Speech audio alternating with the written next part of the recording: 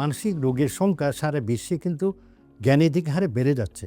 এটার কারণ হচ্ছে মানসিক চাপ। আমরা জানি যে মানসিক চাপ হচ্ছে অন্যতম একটা ইটিওলজিক্যাল ফ্যাক্টর, যার কারণে শারীরিক রোগ যেমন বেড়ে যাচ্ছে, যেমন ধরুন ডায়াবেটিস, প্রেশার, মানসিক চাপই বেড়ে যাচ্ছে। ঠিক মানসিক রোগগুলো, ডিপ্রেশন বা অন্যান্য রোগ অনেক দ্রুত বেড়ে যাচ্ছে। আমাদের recent national institute of mental হেলথের একটা গবেষণা বলছেন যে মাত্র আমাদের যত মানসিক রোগ আছে এর মধ্যে 1% মানুষ শুধুমাত্র মানসিক রোগের ডাক্তারের কাছে আসেন, এবং সেখানে প্রথমে যেই জিনিসটার কথা বলা হয়েছে যে 44%ই চলে যান কবিরাজ, ঝাড়ফুঁক কিংবা ওঝা, বৈদ্য ওনাদের কাছে। হ্যাঁ, সো সেক্ষেত্রে দেখা যায় যে যেসব রোগগুলো আছে আমাদের, যে কানে কথা শোনা, সন্দেহ করা, অস্বাভাবিক আচরণ করা, অস্বাভাবিক ব্যবহার করা বা অস্বাভাবিক কথাবার্তা বলা, এই ধরনের রোগগুলো কিন্তু আমরা যদি ওষুধ দিই তাহলে চিকিৎসা হতে পারে।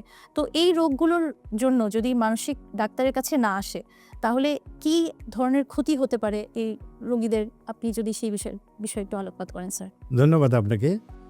আসলে মানসিক রোগের সংখ্যা সারা বিশ্বে কিন্তু জ্ঞানাধিক হারে বেড়ে যাচ্ছে।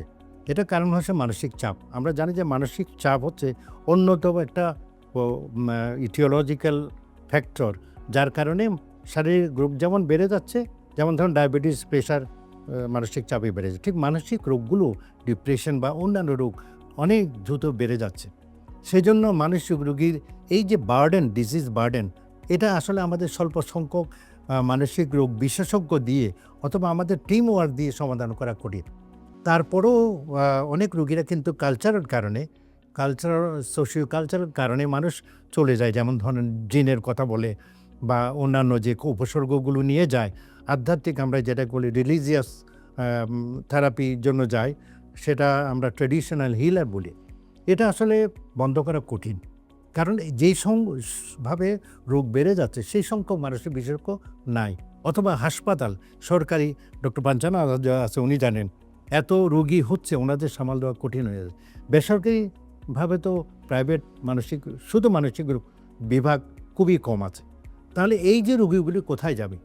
তারা নিয়ারেস্ট কোনো ট্র্যাডিশনাল হিলারের কাছে যায়।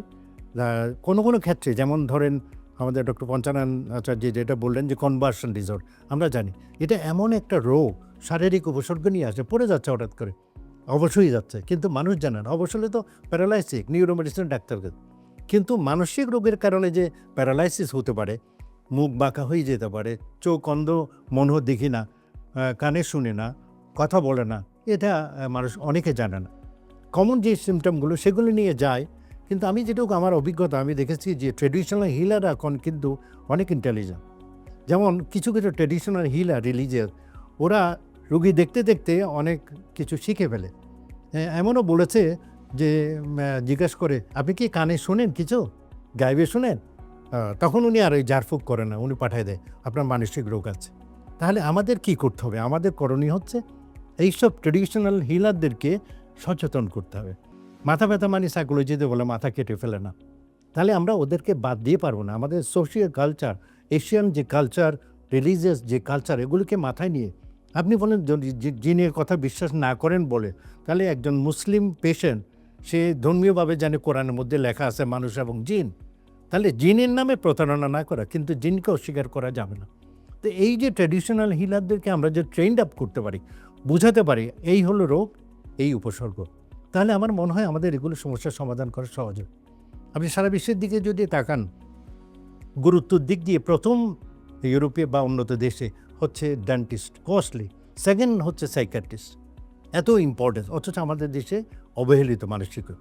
এইসব জিনিসগুলি যদি আমরা চিন্তা করে মানুষকে এবং আমাদের পেশাজীবীদেরকে, সরকারি বেসরকারি বিভিন্ন সংস্থাকে সচেতন করতে পারি, আমার মনে হয় এটা খুব বেশি দিন লাগবে না যে আমরা মানুষকে রোগ আইডেন্টিফাই করার জন্য ট্রেন আপ করা।